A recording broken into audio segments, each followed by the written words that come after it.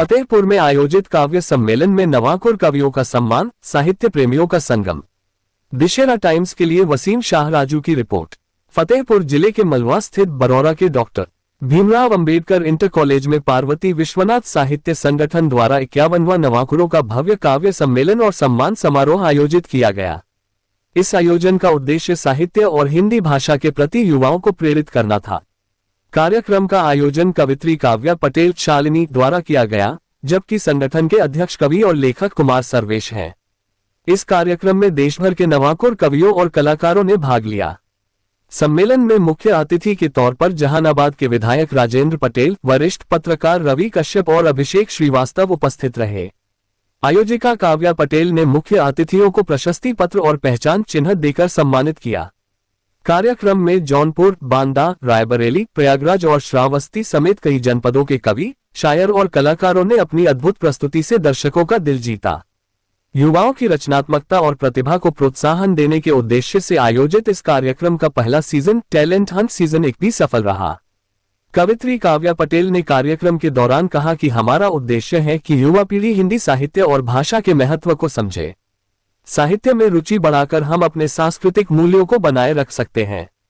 कार्यक्रम के दौरान कवियों और कलाकारों को सम्मानित किया गया। इस भव्य आयोजन ने न केवल साहित्य प्रेमियों को जोड़ने का काम किया, बल्कि युवाओं के लिए प्रेरणा का स्रोत भी बना। यह आयोजन न केवल हिंदी भाषा और साहित्य को बढ़ावा देने का प्रयास था, बल्कि युवाओं को अपने विचारों को अभिव्यक्त करने के लिए मंच प्रदान करने का एक उत्कृष्ट उदाहरण भी रहा। साहित्य संगठन द्वारा आयोजित ये कवित्री और कवियों के माध्यम से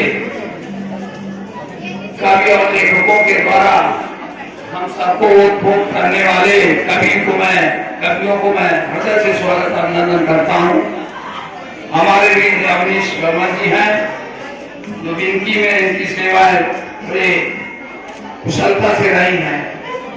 यहाँ उपस्थित हमारे सौरा के आदरणीय तिवारी जी और दूर से कवि को आना हुआ यहाँ कवियों का, ऐसे हमारे जो राष्ट्रीय कवि हैं अभी जिनके नारी के संबंध में आपने व्यक्त किया है कि नारी सशक्तिकरण भी सरकार के द्वारा किया गया है। निश्चित है नारी का योगदान देश में बहुत कुछ है। नारी ही आगे नेतृत्व कर रहे हैं, नारी भी बढ़ रहे हैं। इसलिए नारियों का 33% आरक्षण केंद्र और प्रदेश सरकार ने दे रखा है कि आगे आने वाले राजनीति में भी भागीदारी अहम हो। इससे अच्छा से अच्छा ऐसे देश की सेवा और लोगों को लाभान्वित। उपस्थित हमारे बदान कवि वर्मा जी कवि जी हैं और हमारे सभी सम्मानित उपस्थित जो प्रबंधक भी हैं विद्यालय के और शिक्षक भी हैं, उपस्थित आए सभी बच्चे अभिभावक, मैं हृदय से आप सबका स्वागत और अभिनंदन करता हूँ।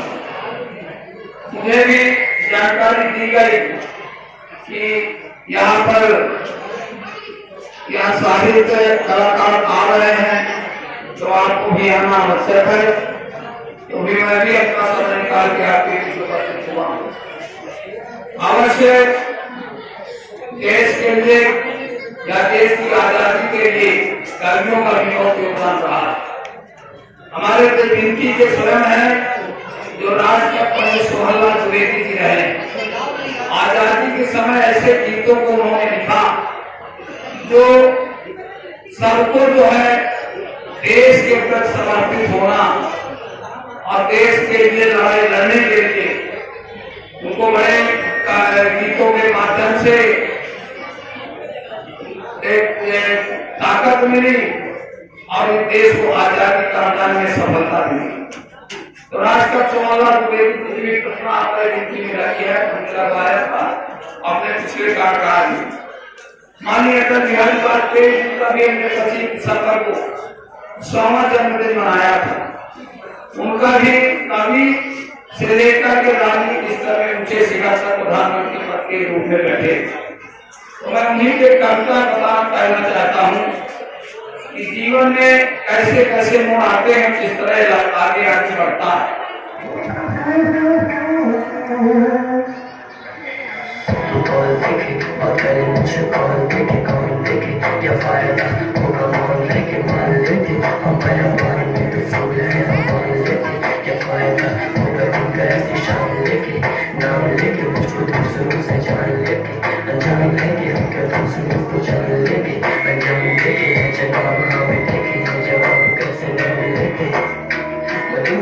क्या तुम मुझसे बेहतर हो, हमारी बेहतरीन बेवजह दिए हुए हैं। ये पत्थर गिर के जो तेरे पैर रखने थे वो ठंडे होकर ताल में पड़े हुए हैं। बड़े गुजर बना तू अजनबी रही, फिर शहर में भी गुस्ताख में खड़े हुए हैं। तुम्हें पता था क्या, तू जानती थी ये सब तेरे हंसने पर ही किससे ये बड़े हुए हैं। नहीं है जो तुम ढूंढे खुद में खामियां, हमने मिला तू किस जगह पता नहीं कहाँ गए तू।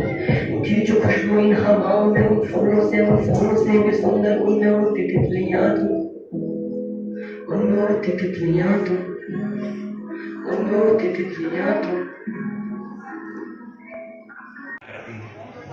कि आज फिर वही पुरानी यादें लेकर तस्वीरें सब बयान करती हैं। ये एल्बम ही है जो हमें उस हर पल में ले जाने का रुख अख्तियार करती हैं।